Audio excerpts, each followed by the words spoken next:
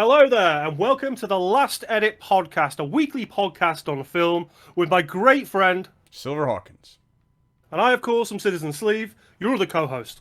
We have been on a bit of a Coen Brothers tear over the last 2 months almost now. It's getting on for that. Well, six films I think we've covered, so 6 weeks or so, a bit longer. And we have arrived at my favourite Coen Brothers film to date. And just shut the fuck up, Donny, because it's The Big Lebowski, 1998, and it's one of those films that, because it came off the back of Fargo, and Fargo was so successful, Oscar-wise, award-winning, it kind of spread across culture very quickly.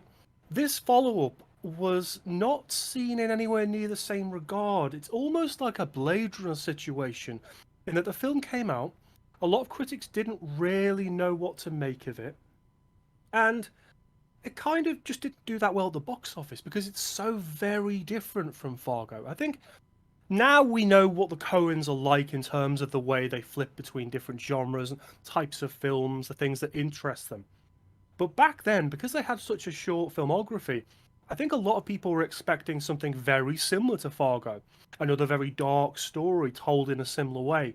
And The Big Lebowski is absolutely not that at all in any way, shape, or form. So, very, very quick synopsis. The Big Lebowski is about the dude, played by Jeff Bridges. Fantastic cast. We'll get to them all as we talk about the film. He essentially is confused, but by a number of different people, including a porn king, some nihilists. We'll get to that. He's confused with another Jeffrey Lebowski, that's his name, although he hates being called that, who is the Big Lebowski, the aforementioned, of the title. And he's confused by a bunch of people, and they think that the dude owes them money. And it all kind of veers off from there in crazy directions, with the framing of bowling as this wonderful... it brings everything cohesively together, the bowling. And the bowling is just wonderfully shown on screen. There's a number of excellent dream sequences. They're often in the bowling alley. And the dude is almost always with two of his best friends. Walter, played by John Goodman.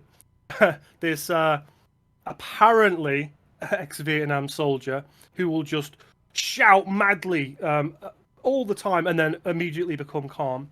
And Donny, who's played by Steve Buscemi, this really gentle character who is just constantly shouted at by Walter and told to shut the fuck up all the time. And the dynamic between those three is absolutely wonderful. The narrative takes its twists and turns, and the dude has a number of different tasks he does. He meets all these crazy, really colourful characters, including Julianne Moore, who's Maud, who we'll get to. Peter Stormare, who's the head of the nihilists, I guess, and of course the Big Lebowski himself, along with Philip Seymour Hoffman, who plays his assistant brilliantly, the late great Philip Seymour Hoffman. Now, this is a film that I saw back in uni. Yeah, this is a film I saw back in uni, and I fell in love with it back then. Fell in love with it. I watch this film at least once or twice a year because I love it so much. It brings such a smile to my face because the dude is a character. He he just enjoys life, but gets sucked into these weird situations, and some of those situations are absolutely bloody hilarious. We'll leave it there, as we're going to get to the different scenes and stuff anyway. The opening is brilliant as well. Sam Elliott does some narration in this film. The opening, a bit further on, he meets the dude in the bowling alley, and he narrates the film out as well. And his voice is fantastic, as always, as is his moustache, which is legendary. Made perhaps the greatest moustache in film history. We had a little debate about that. So, I don't know when you Tom last Selleck, watched... Wilford Brimley also. Tom Selleck, Wilford Brimley, absolutely. Now, obviously, like I said, I watch this film maybe every 6 months, every year. When was the last time you watched it prior to this? Maybe a year, probably. Okay. So I've watched it regularly. Yeah, it's a very guilty pleasure or non-guilty pleasure. Non-guilty pleasure. It's just such fun. it's such fun, and I know that the It Coens is. have I a mean, it's lot of very films so breezy far, because but it just goes from event to event to event to event to event. There isn't much plot in the movie. Like one of my favorite sort of summations of it was from a critic, I think, who basically said something along the lines of the dude is a character where a narrative keeps forming around him, but he keeps resisting it. And so it sort yeah, I of like keeps that. failing to sort of form around him. Like it's like a movie keeps wanting to center around him, and it just like I mean the fact that his carpet is basically The central plot device in there, essentially. the MacGuffin, The MacGuffin. yeah, there it was. Finally came to me. Yeah, the MacGuffin is his rug basically. And there's also I mean also the fact that it is this amalgamation of all these different genres, because there is a very heavy Raymond Chandler noir element to it as well, much like with Miller's Crossing. It's just that it's set in like in colorful stoner Los Angeles rather than dreary L.A. Confidential seedy Los Angeles. Yeah. So yeah, it is tremendous fun because the characters are all fun, relatable, likable to varying degrees. They all are sort of just fascinating to watch on camera. Yeah, it's a great watch. It's a massively unique ensemble because, as you said, there's so many interesting characters that have got so many cool things they do. I mean, the opening of this film alone is fantastic. The dude is it's introduced by Sam Elliott, as I said, with this this great opening monologue And the about rolling tumbleweed, rolling tumbleweed, which of course symbolizes the dude just rolling through life. Yeah. Yeah, a beautiful visual metaphor for the dude. And Sam Elliott is just narrating about once in a lifetime, once in a generation, there's this guy, this person who you just have to follow. You have to respect for who they are and how they exist in life and weave through the They're made for that point in time. yeah, As it were. yeah. They exist perfectly for that moment. And then we cut to the dude who's in a supermarket. And then he loses his train of thought in the narration. Yeah, as the dude generally does, and as the conversations often do as well. And he's in a supermarket. He's buying some milk or something. He loves White Russians, so he's probably getting it for another load of White Russians. Yeah, and exactly. He's just sipping it in the store. He's in his slippers. Got his to see if it's gone, on. to see if the milk's gone bad. Yeah. Yeah, he's got his sunglasses on, and when he gets to the counter to pay for it, he literally signs a check for 69 cents. While he has like a milk on his mustache as well. Yeah. And that pretty much encapsulates the whole film in a single opening scene. I mean, it's just so fun. And we had a fun discussion as to whether, like, because he's standing there in his bathrobe, a kind of grimy T-shirt, and like sandals, and what are either boxer shorts or just regular shorts. Yeah. But my feeling was that it was likely even just boxer shorts. Yeah. He couldn't Were they long enough to quantify as shorts? Because he couldn't really be asked to put on pants. Yeah. Just such a to go down and get groceries. Yeah. Breezy, wonderful character with some excellent lines as well throughout the film. So after that, basically he goes home. He's got this rug, as we mentioned, the MacGuffin that ties the room together. That's how it's always described. Got this great rug that ties the room together, and he's in the bathroom, and two goons break in, who we later find out are the goons from Jackie Treehorn, this impresario, porn king, superstar who runs his own porn empire, this kind of stuff. And they break into his bathroom, smack him down on the toilet. Well, I mean, they're already broken in. They're waiting for him when he gets waiting inside. for him, yeah. Yeah. That's the later one when they kick the door through, yeah.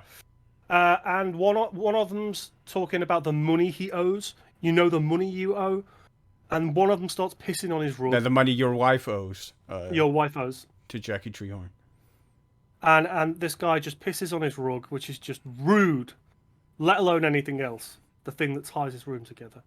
And they suddenly realise, he's like, do I look like I'm wealthy? Have you looked? The toilet seat is up. Do I look like I have a wife? That's where you get like one of my favorite lines in the movie when he's standing there with the goon is standing there with his bowling ball. What the fuck is this? And the dude very acerbically replies, "Obviously, you're not a golfer." Yeah. And that's the comedy throughout. It's so fucking funny. And then he just drops the bowling ball on the bathroom floor and smashes the tiles as well. But just crap is always happening to the dude, and he's not bringing it on himself. It just happens to him, as you said, and he's trying to not have it. So you see him at the bowling alley, and he's talking to Walter and Donny about what's happened and about the rug that tied the room together. And Walter, he just bursts into anger all the time. And anytime Donny even attempts to say something, to speak to them both, or to the dude, or to make a point, he just gets told to shut the fuck up. Shut the fuck up, Donny. Shut the fuck up, Donny. And so he says, why don't you try and find the actual Jeffrey Lebowski, find out what's going on, get a new rug from him. He owes you a rug. He owes you a rug, dude. That rug tied the room together. Am I wrong? Am I wrong? Am I wrong? And so eventually, he finds the Big Lebowski and heads to the house where he is escorted. I can't remember Seymour Hoffman's character's name now. It's Brandt. Brandt or Brent or something, yeah. Brandt, I think, with a HT. And he's escorted to go and see Jeffrey Lebowski. And he's so over-dramatic, Brandt, as a character. Overly sycophantic, yeah. Yeah, absolutely. So he meets the Big Lebowski, who has an ego the size of a small country. There's pictures of him in the ex-president and wife and all these certificates around the room and awards he's won. He's wheelchair bound. There's the Mirror with Time Person of the Year. The Mirror Time magazine. And the dude just goes, as he often does. And then they have this conversation where he explains, look, I've been confused for you. No, don't call me the dude. Even before we get there, we get the scene at the bowling alley where the dude laments the loss of his rug. Yeah, I just mentioned that. But with Walter, who keeps saying, am I wrong about you getting a new rug? Am I wrong? And then they decide. Yeah, but it's also the one where the smoky scene is afterwards. Yeah. Right, okay. I think that's there's a lot of bowling scenes in this film. Yeah. A lot. So they have this conversation, and he just wants a rug. And the Big Lebowski, Jeffrey Lebowski, has been an absolute ass to him. I can't abide people like you, people who lay about all the time and do nothing. He's got this what's it called, the Little Lebowski Urban Achievers or something. That's exactly what they're called. Where he helps people, young people out when they need it for education and stuff like that, and starts regaling tales of how wonderful he is and what he's had to overcome in life and all this crap. And he doesn't mention the Urban Achievers. That's Brandt. That's only Brandt. Yeah. But he goes like I lost my legs to a Chinaman in Korea, and I didn't let that stop me in life, and I've driven forward and all this stuff. Ego just taking over, obviously. So the dude just ignores all that crap, and decides, I'm just gonna leave. And he keeps saying, "Call me the dude, El Dorito, the duder. I am not Jeffrey Lebowski." And so he walks out of the room, closes the door, and says, "Yeah, Brandt, he just said I could take any rug in the house." Just to start, because I do really sort of appreciate the scene where the Big Lebowski goes off on the dude, because it does sort of really embody a lot of the resentment that a lot of conservatives circles have for what they call the layabouts, where they get very, very visibly, much like the Big Lebowski, they do get very, very visibly worked up when faced with people they consider to be layabouts. So yeah, that scene does sort of ring true to a lot of my own personal experiences and interactions with people like like the Big Lebowski, who do not have much regard for people on the people who are social misfits or don't fit in with their sort of idea of what the world is supposed to be and the roles that people are supposed to take up and play in society. Yeah, the outcasts who don't fit into a simple box, that Yeah, don't work 9 till 5, that maybe do something yeah. that look different, all these different things. So he chooses a rug.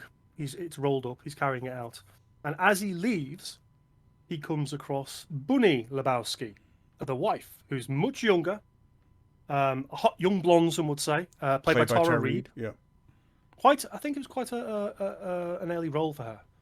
Quite an early role in her career. She's gone on to do loads and loads of stuff, obviously. Um, so what is it she says? I'll suck your dick for a so thousand much money, dollars. Yeah, $1,000. And if Brant watches, it'll cost him the 500 or something, another 100. 250. Yeah. And then he goes, "Oh, I'll go and check the bank just to make sure." Because the shot of her is quite alluring when we first see it. It kind of pans over her, and she's doing her nails outside on a sun lounger. Yeah, her toenails. Toenails, which is important later on. Another plot device. And off he goes. And then I think it's the next bowling scene, isn't it? Yeah, it's the next one with Smokey then, where they're at a league game, playing. They're in the middle of a conversation, and then one of the guys they're playing, ostensibly steps over the line, and but won't own up to it, and insists on marking down his score, and Walter takes considerable offense to that, and pulls like he's also brought his wife's Pomeranian, which, as far as I can tell, isn't much of a Pomeranian. It like looks more like a Schnauzer or something. Yeah, yeah. But but yeah, he takes that out like in a carry bag, and opens it, lets the dog out, and then he flips out on Smokey, and as he's basically berating Smokey for not striking out his score and marking it 0 because he stepped over the line, the dog flips out and starts barking and jumping up and down. All the while, Goodman is pulling out his gun, getting the safety off, like cocking the pistol, then cocking the gun.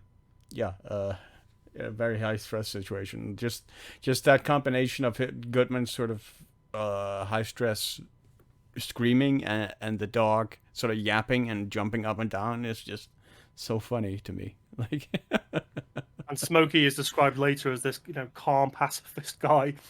It's yeah. like, oh my god, why are you pointing a gun at me for maybe stepping over the line in a non-tournament bowling situation? It's like, Well, geez, no, oh, no, it is a tournament. tournament. It is a league game. Yeah, it's a league game, Smokey. But it's just crazy, and it's absurdist in the sense that this kind of shit actually happens. People will do innocuous things, and the reaction by some people can be so overblown, it's ludicrous, and that's what this is. But that's Walter's crazy character. And you also get like that character insight into Walter, that he's still caring for like his ex-wife's dog. Like long after their marriage is over, he still has this like Cynthia. He still has this trouble of letting go, where he's still running errands and doing stuff for her and whatnot. And he's taken on board her religion, and he still has that religion from when they got married. Of Judaism, yeah, when he converted to Judaism. Well, they said 4 or 5 years ago. A Jew still, yeah. Yeah, yeah. And that we'll come to that as well. Something about Shabbat. And Shomer Shabbat, yeah. Not doing anything on Saturdays comes into play a little bit later on. So then I think it's he returns to home to put the new rug down. And his landlord turns up. This very weird looking guy who we see once later on. He's weird. He's just normal looking. Like, he's just like a bald. Well, his mannerisms are a bit weird. He kind of hunches over and he's a bit shuffly. Right. And he talks to the dude about, can you come to my like amateur play a little bit later in the week? And the dude's like, yeah, of course. And he doesn't blow him off, which would normally happen. He actually goes, which we'll talk about a bit later. Yeah. And then he very, very quietly and calmly just says, "Oh, and dude, it's that day of the week." And dude's like, "Oh, okay. Oh, rent, right, okay." Obviously, a really nice kind of just calm, chilled relationship with his landlord. Just slip it under my door, he says. He's like, okay, cool, it's fine.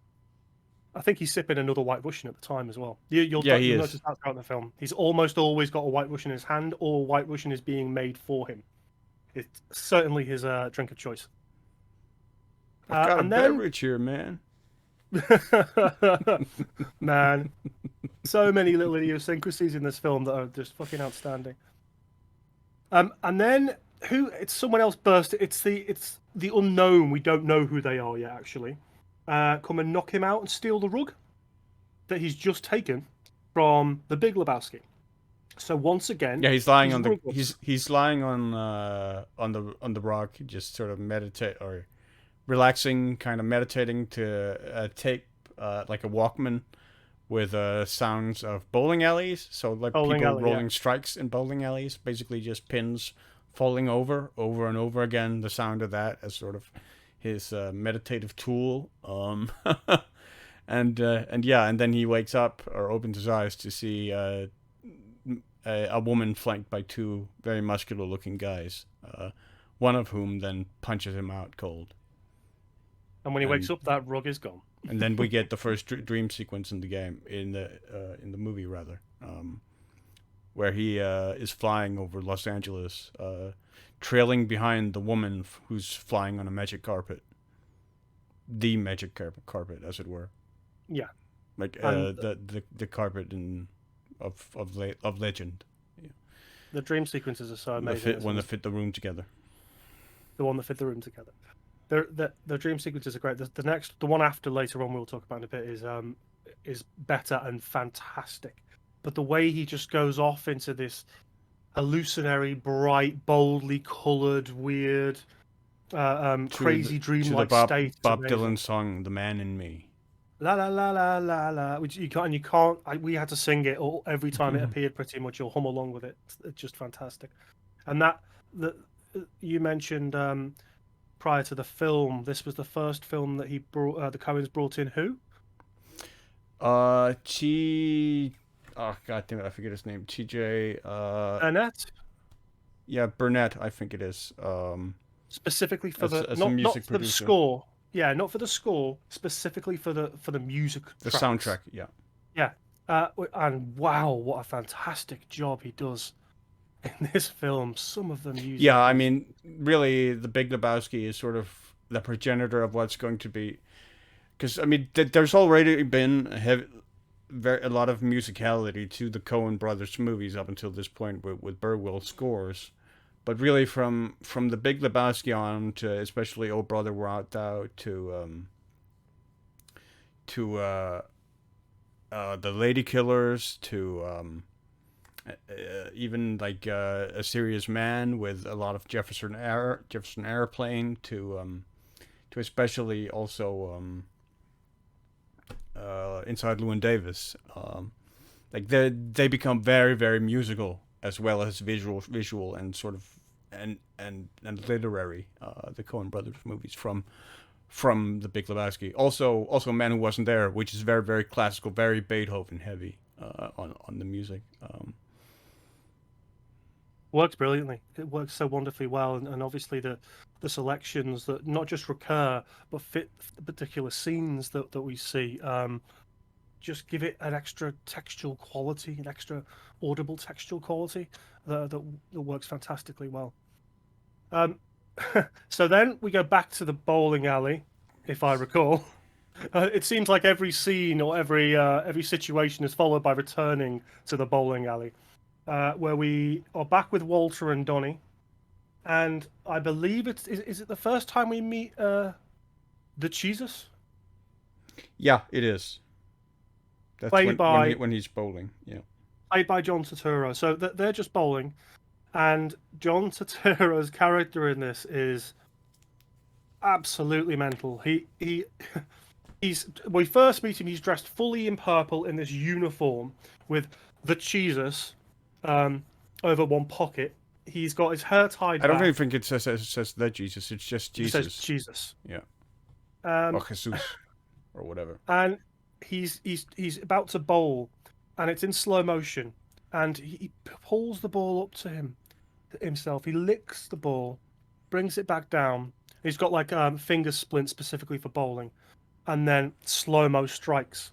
He turns around, does a little kind of shuffle dance, and then walks up to them. He says something like, I'm gonna fuck you up. Yeah, I'm gonna fuck you in the ass." and all this montage is to the Gypsy King's rendition of Hotel California. Hotel California, yeah, yeah. It's amazing because obviously we've know a bit more about the film. We saw an interview afterwards, and Turturro was just left to improvise a lot of that stuff, and the stuff he came up with so fits in with what the character is, because after that little bit, their reactions, they just stare at him and say nothing. Walter and the dude. I was like, what the hell did you say to that? And Walter says, no, he's a pederast. He actually was a paedophile and had to go door to door to apologize when he first moved here. And we get that cutaway to him doing that, dressed in normal clothing rather than this elaborate bowling garb that he's got on at the time. What a crazy, weird character he is. Visually, the way he speaks, the way he acts, man. Yeah, talking he just comes from nowhere. Like referring to himself in the third person, yeah. The Jesus, yeah. The Jesus. And then, it's just after then he receives the phone call, or he's been receiving phone calls. And the hairnet. And he's been receiving phone calls from Brandt to go and see them. He wants the dude to go and see them.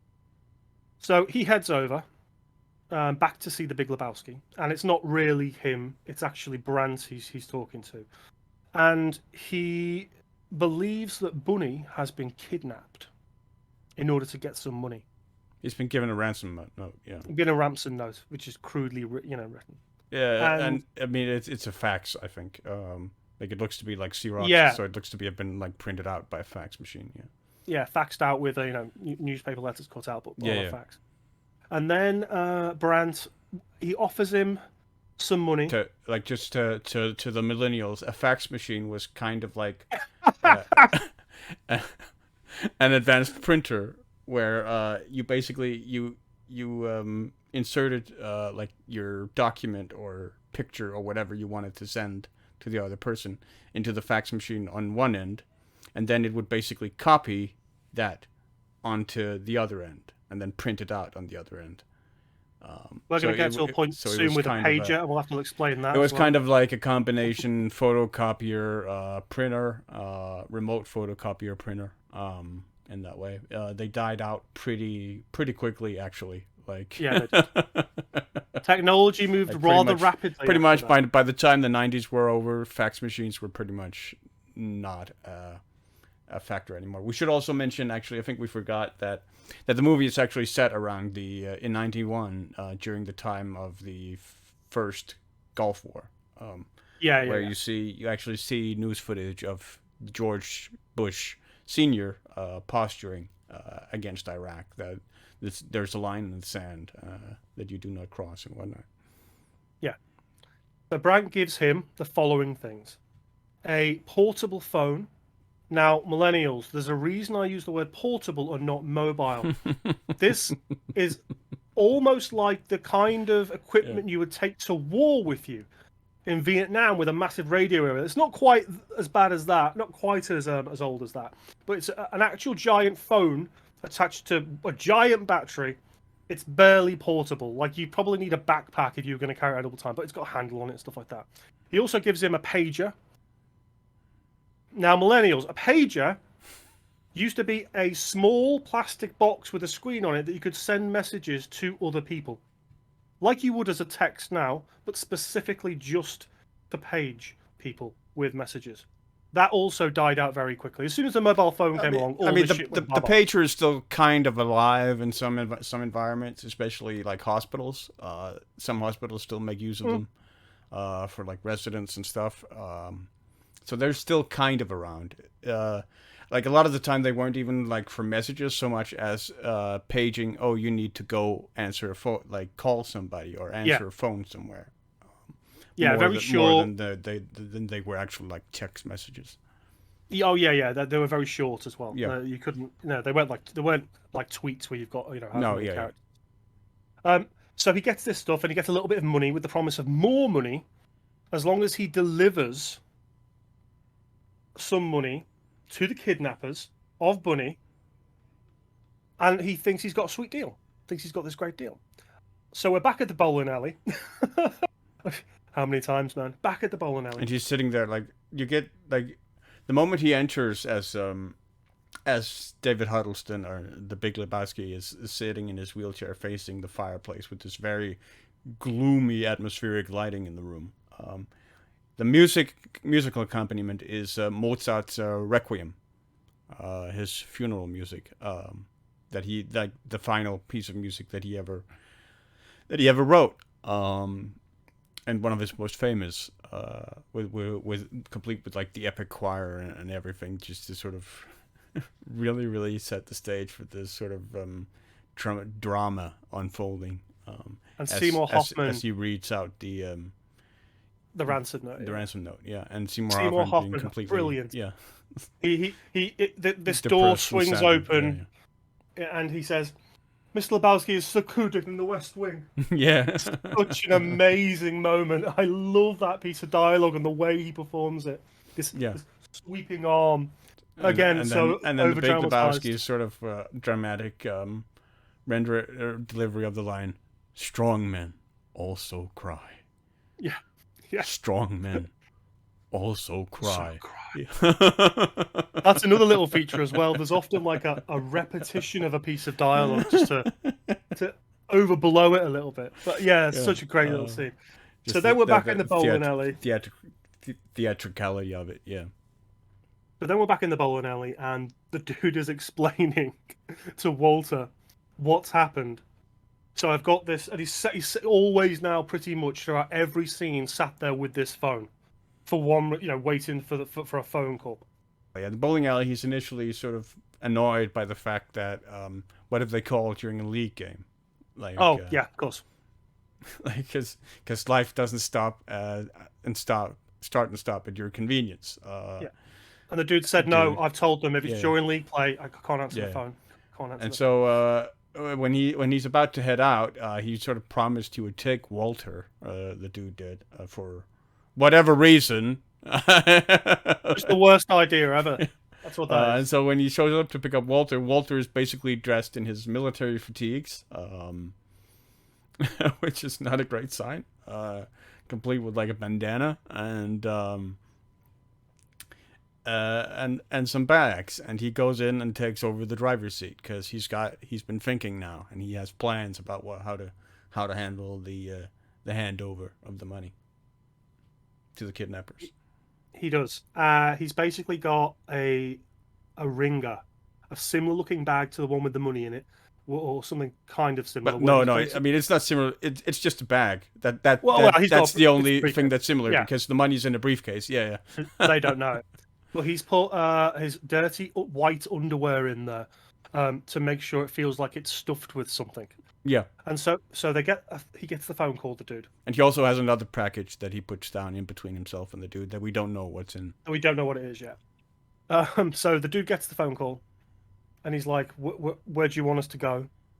And he mentions something about a driver, and they're like, "So he's supposed to be only supposed to be one of you, Lebowski. One of you, Lebowski." And I think it's probably Peter Stormare or someone, one of the nihilists he's talking to. And so he fucks that up. So he has to explain there's someone else in the car, and it's the driver. And then Walter has to get involved. He always has to say something. Always has to finish whatever the conversation is with some fucking thing. And with this, you haven't fucked it up, have you, dude? You haven't fucked it up. And the dude, they're fucking amateurs. Like they're fucking amateurs. Fucking amateurs. Yeah, he can't leave it. He cannot leave it well alone. And so they work out where they're going.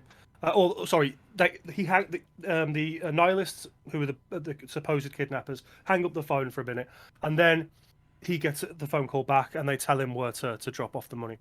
So Walter's idea is ready to go. His plan. Fucking hell, what a plan! So he drives. His to plan the bridge. is basically that they beat the information of where Bunny is out of the nihilists at the handover. And take the money for themselves. Yeah. And the dude's like, "Us? Us? Do you mean us?" So they drive to the bridge, and before the dude has the chance to throw the money out, Walter has already thrown the underwear out, the ringer, and then says, "Right, you drive." He opens the car door. He tries to do, I don't know, some form of combat role. And in this brown paper bag type thing, he's basically got an automatic weapon that he And Uzi, chucks out. yeah. Yeah, chucks out the car at the same time, and it goes off and starts shooting around. Manages to shoot the car. The car crashes, and the dude is just sat there like, "What the hell just happened?" And then Walter slowly makes his way back to. And then in the background we see motorcyclists coming up. Pretty clearly the kidnappers, like three of them, coming up and then driving away into the night. As the dude kind of tries to yell out for them to come back because he's got the money for them. Yeah.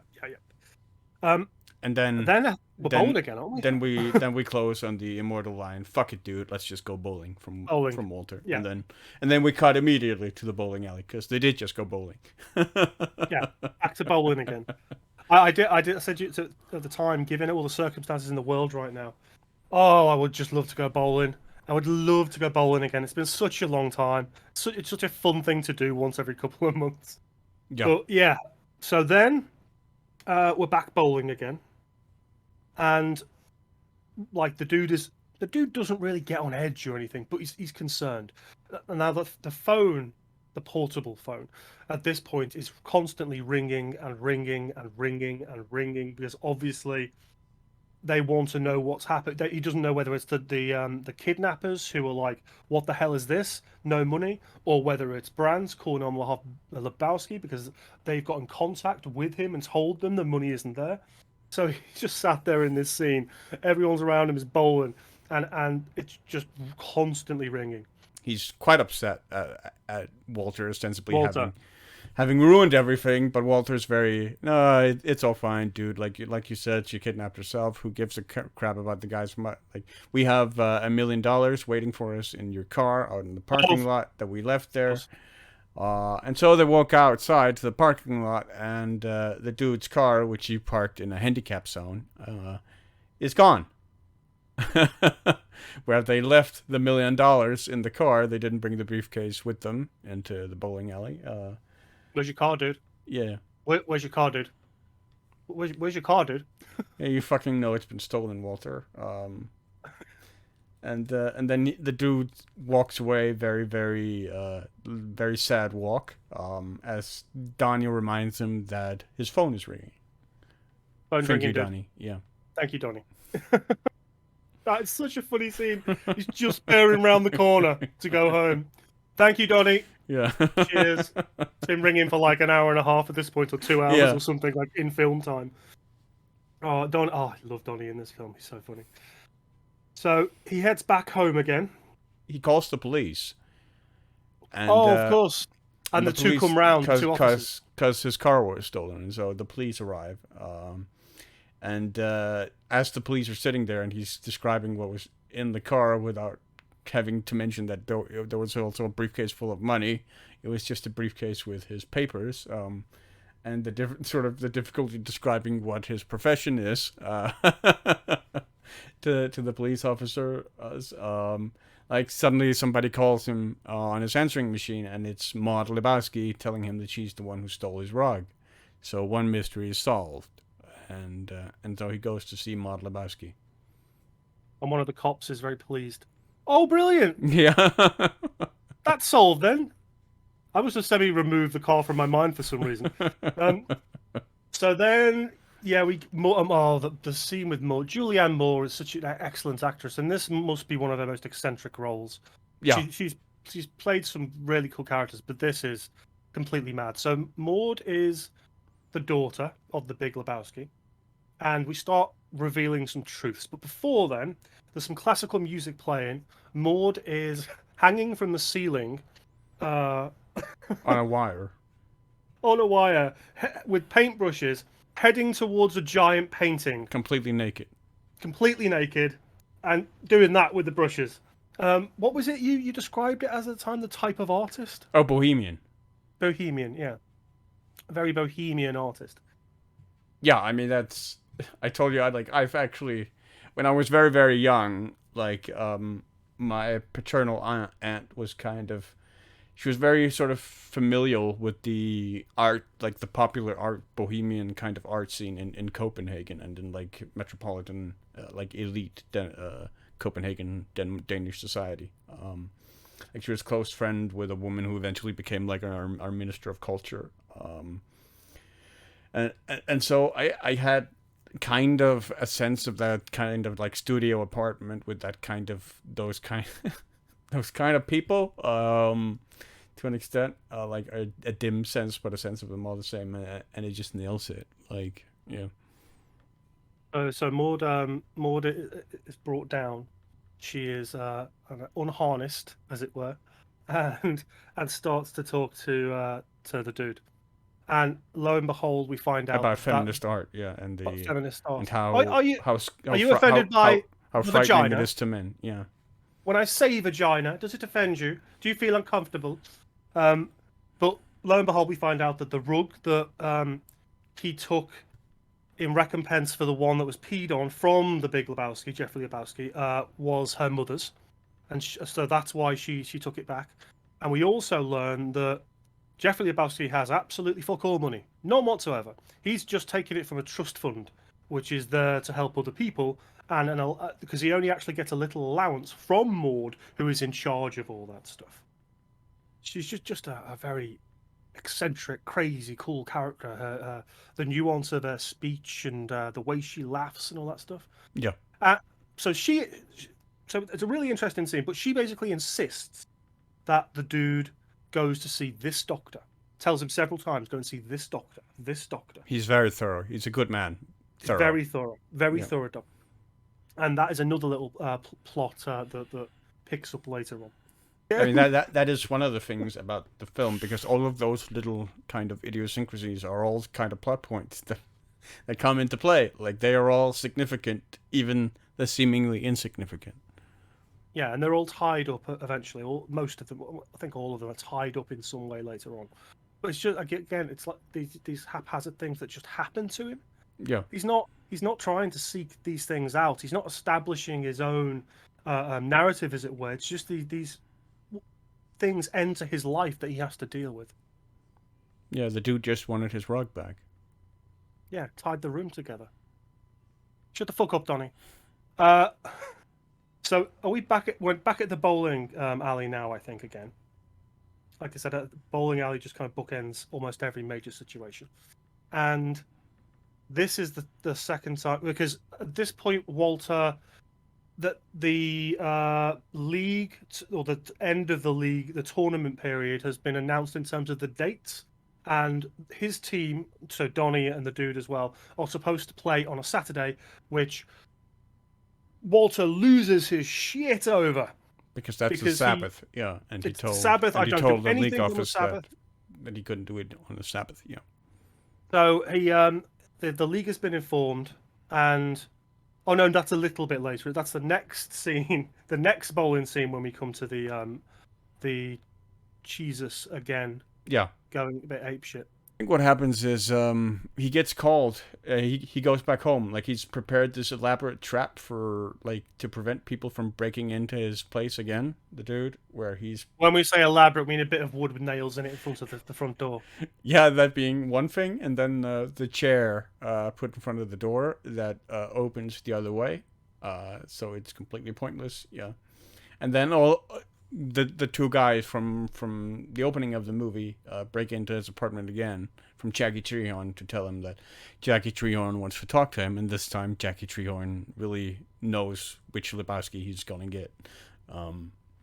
So they take him to see Jackie Treehorn, the porn king producer, played by Ben Gazzara.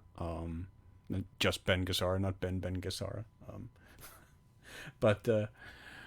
But yeah, and so the dude shows up to the beach party, which we get introduced to with this also kind of dream sequence like beach like scene with this girl being bounced up and down on a bed sheet that's being stretched out and held by other people on the beach as they're sort of trampolining her up and down. Yeah. uh, and uh, and he starts talking to Jackie Treehorn, who asks him where the money. Oh no, we get I forget.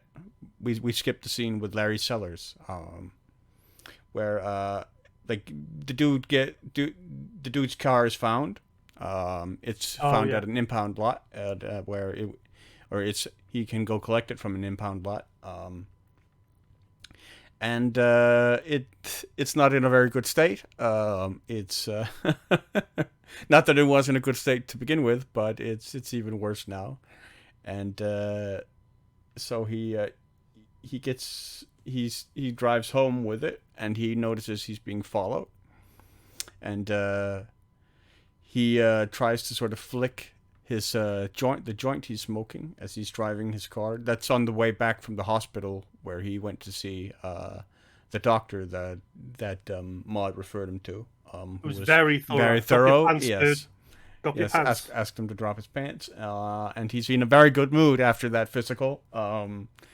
Listening to Creedence, looking out my back door in his car as he's driving home, and he's trying to flick the joint out the window, but he hasn't rolled the window down, and the joint goes back into his lap, and he tries to pour beer over it, and he basically crashes the car.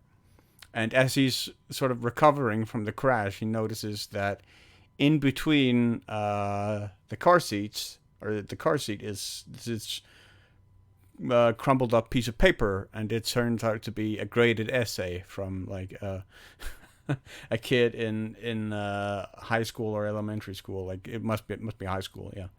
High school paper. He's supposed to be 15, isn't he? His name's Larry. Yeah. From Larry Sellers. And so they track down Larry Sellers.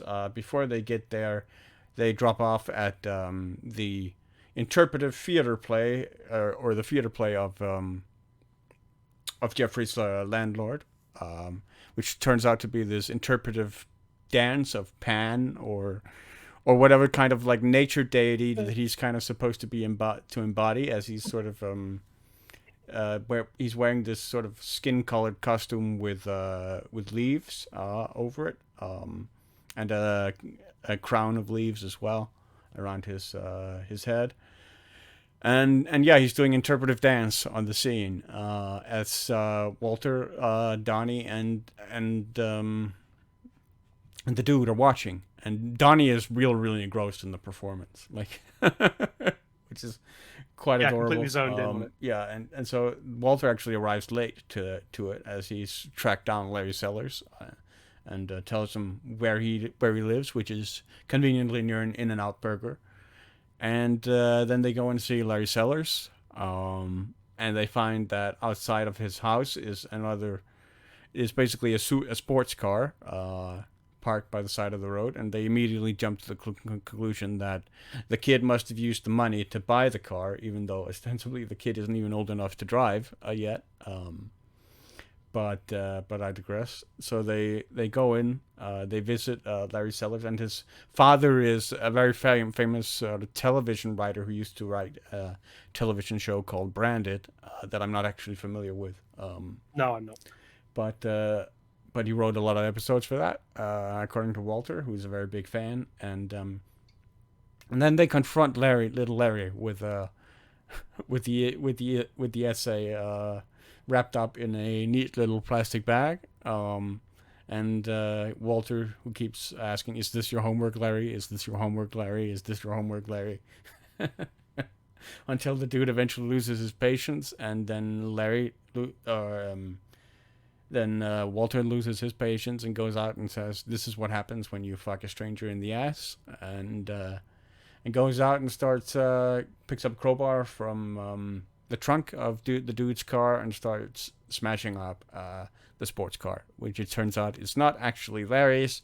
It is a newly bought sports car belonging to one of the neighbors in the neighborhood, and he's not very happy about it, so he goes and smashes up the dude's car. And my favorite cut in the film is the cut you get right when he delivers like the final smash to the dude's windshield with the crowbar, and it just cuts to black, and then it just cuts to the dude, Donny, and Walter sitting in the car with no windshield, with the wind blowing in, eating In-N-Out burgers from where they stopped. So many funny things in that. I mean, so far the car has. It was already a pile of crap, but so far it's been slept in by a vagrant. It's been pissed in by a vagrant. One of the doors won't open anymore, and now it's had the front windshield broken out, and it's been involved in a crash. It's like Jesus Christ. Yeah. And the only way they can find any solitude at all or happiness in that moment is to eat some burgers, just kind of stony faced. Really funny. And another funny thing in that scene with Larry is the writer, the father, who Walter loves so much, is in this giant iron lung at the back of the room, and one of the what does he say? The housekeeper goes, he's got health problems. Health problems. It's like, wow, really? Anyone in an iron lung is going to have health problems. So funny. And Larry's just po-faced for the entire interrogation. Yeah. It's these little asides that make this film so sunny. The utterly absurd situations they find themselves in at times is glorious. This is where we get to Jackie Treehorns. Yeah, and then we get to Jackie Treehorns. And so he gets drugged by Jackie Treehorn, which like as he gets served his second White Russian, he gets served first one White Russian and then a second. He gets a refill, and the refill is drugged and knocks him out. As he's just sort of mumbles, all the dude wanted was his rug back. We get this shot, this close up of his face just smashing against the lens, and then we cut to the Busper Berkeley inspired sort of dream sequence, which is the big sort of musical number, which is also inspired by the pornography movie that Maud showed him of Bunny and Uli, the nihilist played by German nihilist played by Peter Stormare. That's hilarious as well. I come to fix your television. Yeah, it's like what there is something wrong. I heard there is Bond something wrong with deine Karte. So funny. Oh, and that little bit in between the two White Russians, Jackie Treehorn gets a phone call, and he's across the room, and he's writing something down on a pad, and then I've got to take this. And he leaves the room and goes somewhere else. Jackie Treehorn, and the dude, he thinks like he's sneaking up very cleverly over to it. He just rubs pencil on the pad, thinking it's like this important piece of information or phone number that might help him in some way. And it's just a guy masturbating that Jackie has drawn while he was on the phone. It's like, what? Why? And he still takes it and puts it in his pocket. Yeah. Why? What's the point? And then there's a dream sequence with Maud, and like they're in a porn movie called Gutter Balls, still bowling related. All these musical girls with like bowling pins for massive crowns, and Maud being dressed basically as kind of a Valkyrie, a Brunhilde type character. There's and then you have, I think it's also the one with Saddam Hussein as a bowling clerk. Yeah. No. That I think that is the first dream sequence. Yeah. But then he gets to the point where he dreams of the three German nihilists who went to visit him. They also broke into his house early in the movie while he's in the bathtub, relaxing, which is actually where he learns about his car being at the impound lot, as he's smoking a joint. And just soaking in the bathtub, and the nihilists break into his home, and they bring a ferret with them. I think it's a ferret anyway. He says nice marmot, I think. Yeah. But then they throw it into the bath with him, which is also pretty funny with the screams that that Jeff Bridges is making. And they threaten to cut off his Johnson, which scares the living daylights out of the dude, understandably so. Getting castrated by German nihilists is not a very pleasant thought. And so that fear plays into his dream as well, when he dreams of like the three German nihilists in these sort of skin tight red rubber costumes or tights, like chasing him with giant scissors. Giant scissors. Yeah. And he wakes up sort of running down a Los Angeles freeway.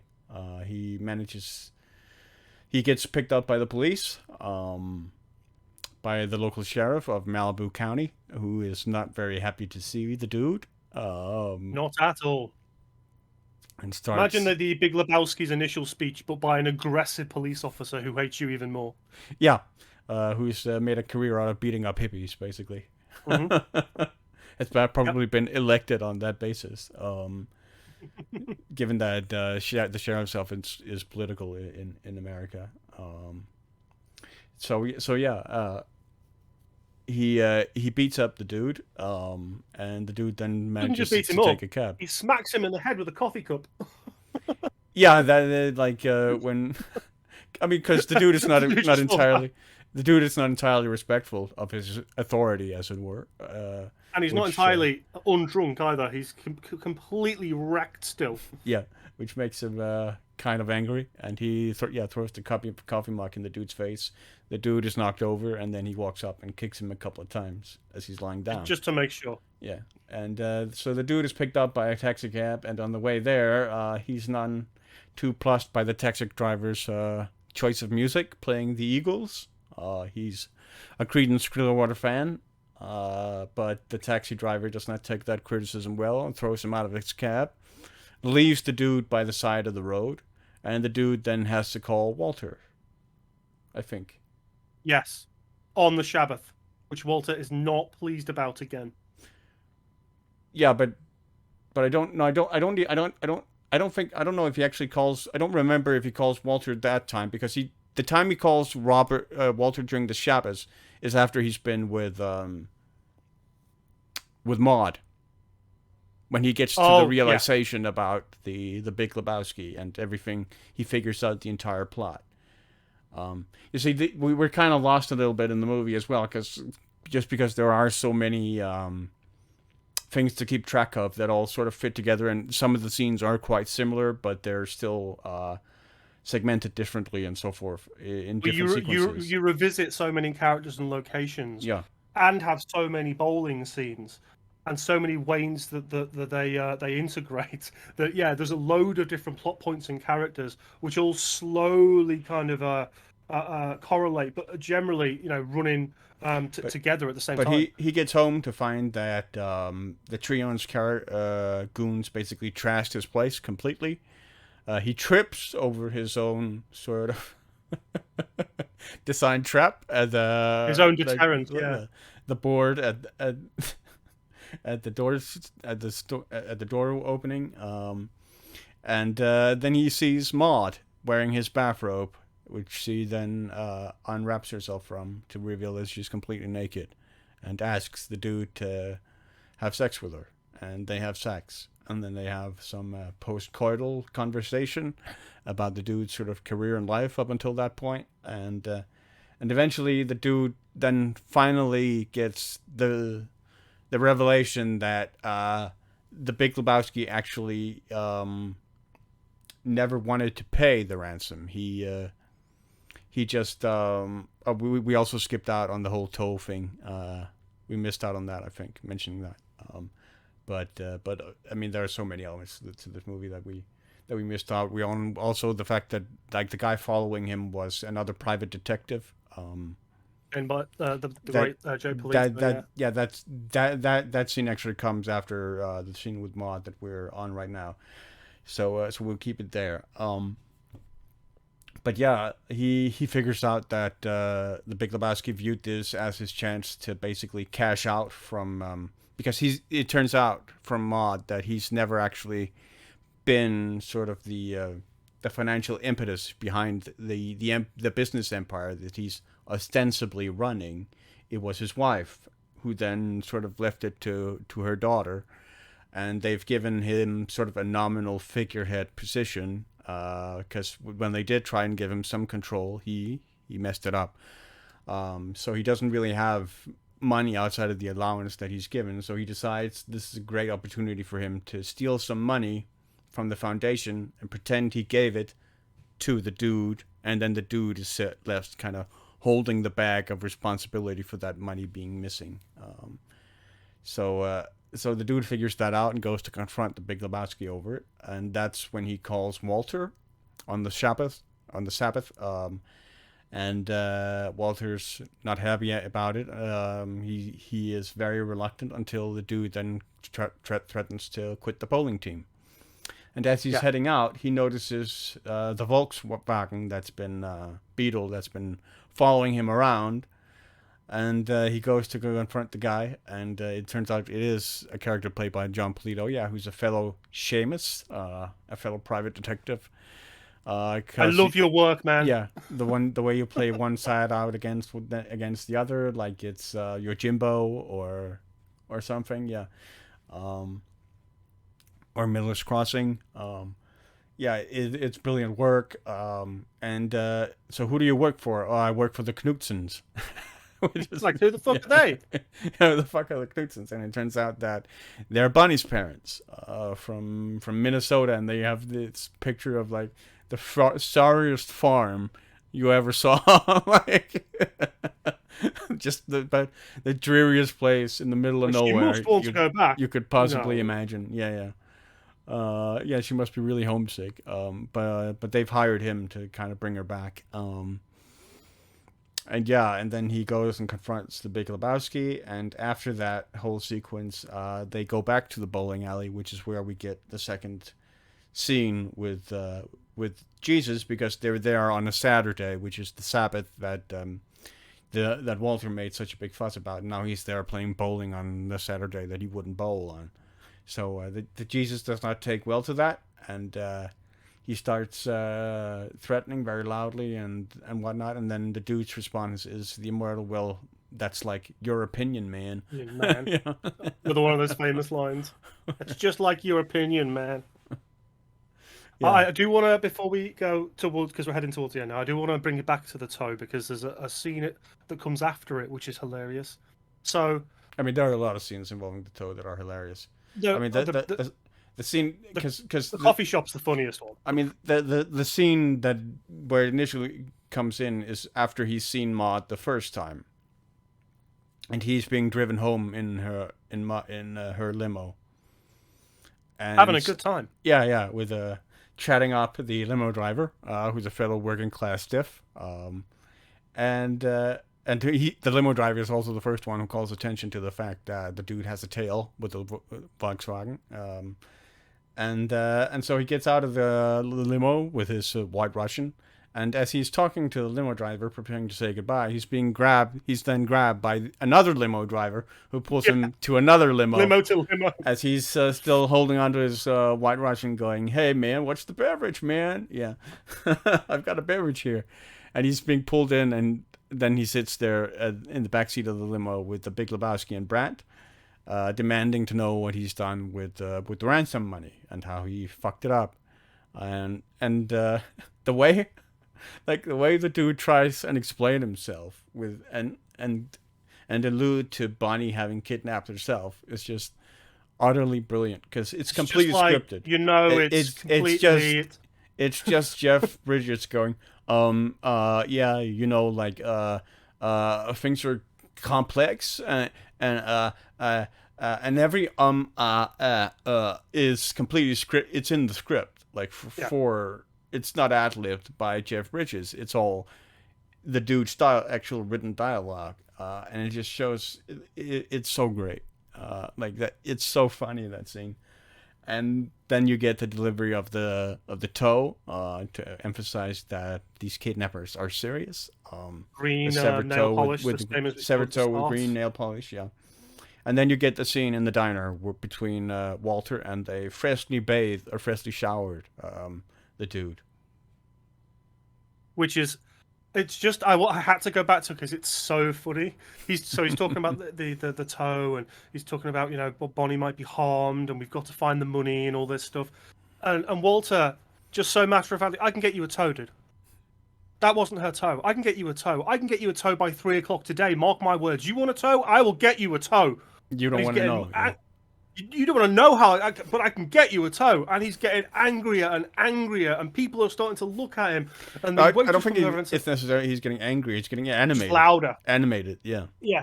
And the waitress comes over and says, "Look, this is a family establishment." And then the dude is just pissed off with him. He walks out, and Walter's just obstinate. I'm finishing my coffee. I'm finishing my coffee. Just sits there. Then the scene cuts. Just so fucking funny, man. Such a funny scene.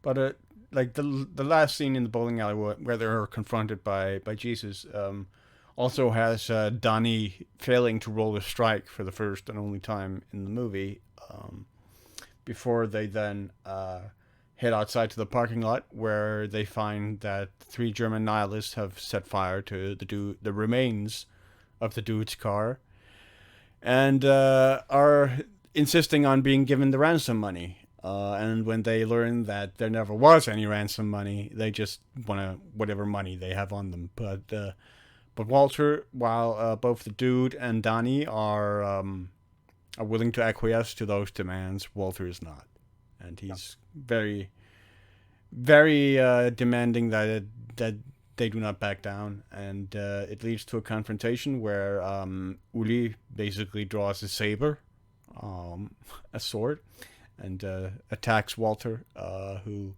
knocks the saber out of his hand and then proceeds to bite his ear off. Though the first attack, he gives his the nihilist played by Flea from the Red Hot Chili Peppers, where he throws his bowling ball into his guts or groin area, and just completely floors him as he's lying there. On the floor, forward slowly, gripping the and with a pants line that's fairly revealing for his rear end. Yeah, and he's crawling on the ground, and then he bites Uli's ear off. Says anti-Semite, and gives him a good old whack to the head with his fist. And then he smacks the guy who's still harassing the dude. One, yeah. He smacks him down, and then they find out that Donny has gone down with a heart attack. And we should say just prior as well, just like when they're facing up, Donny's just keeps saying really quietly, "They're not going to hurt us, are they? Yeah, they're not going to hurt us." Walter's going, "No, it's fine, Donny. No, it's fine." And they're not. Yeah, these men are cowards. Yeah, they're cowards. They're nihilists. They're cowards. It's fine. Don't worry, Donny. Trying to put him at ease, but it obviously doesn't work. And then Donny suffers the heart attack. Walter goes to help him, and dude goes to get an ambulance. And unfortunately, Donny dies. And you get the fade of focusing on like the lights of the bowling alley, the outside, the front of the bowling alley.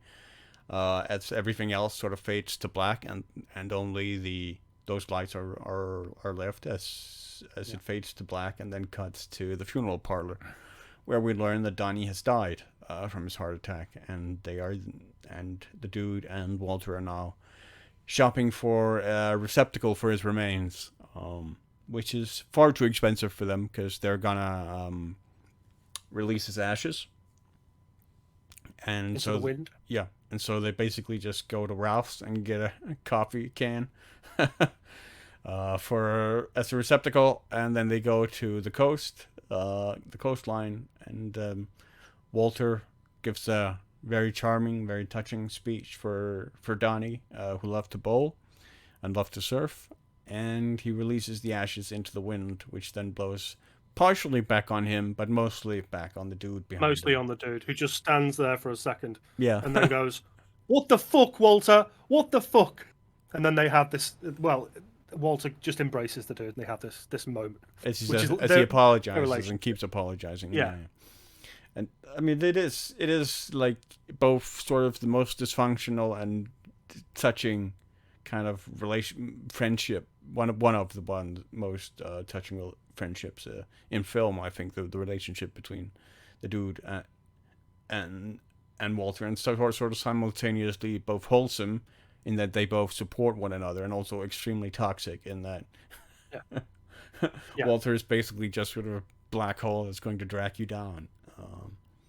And Definitely. and then the movie cuts back to the bowling alley where life goes on, and Sam Elliott's narrator character basically ties a ribbon on the narrative, and the movie closes with the immortal line, sort of, the dude abides. Well, he doesn't quite cause close on that, because he does sort of elaborate on that line, that it gives comfort to know that the dude is out there abiding, as it were, and the fact that there's a little dude on the way, because the sexual encounter between Maud and the dude was to get Maud pregnant. She tells him, like, that specific intention.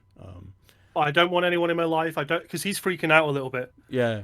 But she's like, no, I don't want to be a father. I don't want any of that. I just want a child. And the funny thing is, as soon as they have sex and he's going to pour like his next White Russian, she's rocking back and forward on the bed with her knees in the air to conceive more easily. It's such a funny moment, man. And then when he runs into the private eye character, like, call the definition of her, like, is she a lady friend or a friend lady or whatever it is he wants to define her? She's not my fucking lady friend. Yeah, I'm just having a baby with her. Yeah.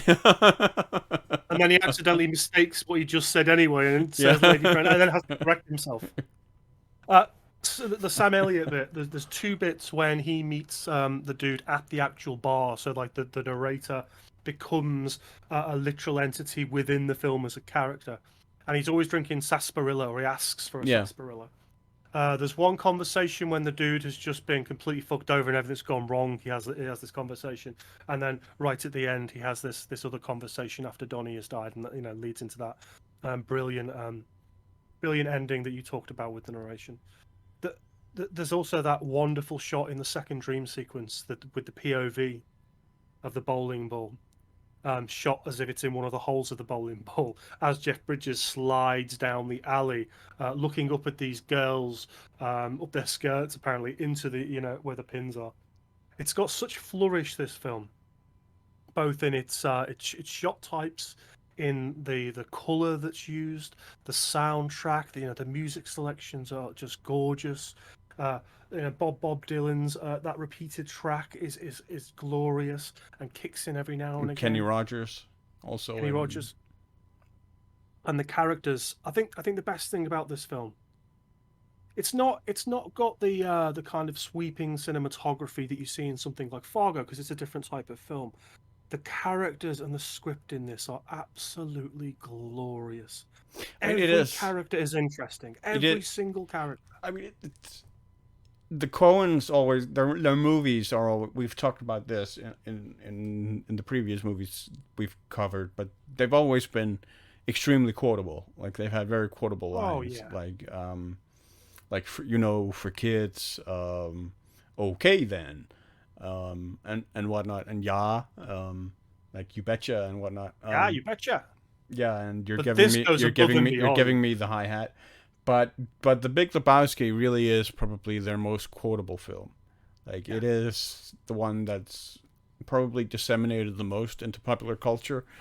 It is probably the one that's been memed the most, with, like, both from, like, well, that's like your opinion, man, and whatnot. And the dude abides. Like, it is, just one line after another. It's and in the same fashion, it's also just one scene after another. It's one of those films where if you come upon it on television, it doesn't matter if you're halfway in or 3/4 of the way in or at the start. You still sort of stay there because, this is when this scene is gonna. You're familiar with the film. You inevitably think, this is when this scene is going to happen. I'm just going to stay until this scene, and then this scene, and then this scene, and then this scene, and then the movie's over. Because that's just the flow of the movie, and that's just how these scenes sort of flow into one another. And you can literally tune into any little moment, and it'll just be fun. Like, there's so many little bits that we haven't got to that we can't, otherwise we'll be here 18 hours. Like the little bit with it. The little conversation where they're talking about Lennon in the bowling alley, and Walter and the dude are talking about Lennon. Yes. Not John Lennon, though. Yeah. But Steve Buscemi's Donny is just behind them on the seat, and he keeps going, I'm the walrus. Yeah, I am the quoting John Lennon. walrus. Yeah. Just so many Lyrics. Yeah. little moments, iconic moments like that. Yeah, it's definitely the most quotable of all the Coen Brothers films. And as you said, there's so many lines and situations and idioms of character that have permeated popular culture since, and that's why this film, I think, became what it is now, which is a really lovely, well thought of cult classic. You know, I that's mean, what it's kind of become. it's arguably much more than that. I mean, not only has it spawned a festival, the Lebowski Fest, Basket Fest. it's also spawned its own religion, Dudism, Dudism. Yeah. with like thousands of priests and practitioners, Yep. who are even capable of like marrying people and whatnot, issuing marriage certificates. Yeah, I mean, it's become a phenomenon, really. More so than even just like a cult classic. It is sort of really funny to watch the effect that it's had in the years since. You know. And another little tidbit, which we discovered specifically, we already kind of knew, but we watched a little round table with the three principal actors afterwards, just a little 20-minute thing on YouTube. There's about 250 fucks said throughout the film, which has got to be some kind of Yeah. record. It is the record. Yeah. It's ludicrous. For most F-bombs in a movie. Yeah. And the scene where where the narrator tells the dude, "I wish you would cuss a little less." What the fuck are you talking about? Yeah. Yeah, and he doesn't even. There's no conscious click there at all. It's just the way he naturally speaks. So yeah, this is my favorite for a lot of reasons, but it's just so fun and it puts me in such a good mood. I love the music, and the dude is just one of those characters. Yeah, and I mean it is just another example of this perfect marriage that the Coens were able to arrange between sight, sound, and between sight and sound, like the audio visual component, both in terms of like the dialogue, the delivery of the dialogue, the music, and then the visual aspects of both the editing and the camera work. The editing in most Coen Brothers films is like poetry. Oh, absolutely. And the way it balances and the pace it establishes. I mean, You know, again, mentioned... that cut with the car when he smashes in the windscreen is just perfect. Absolute perfection. Perfect. Just it's poetry in motion. The editing.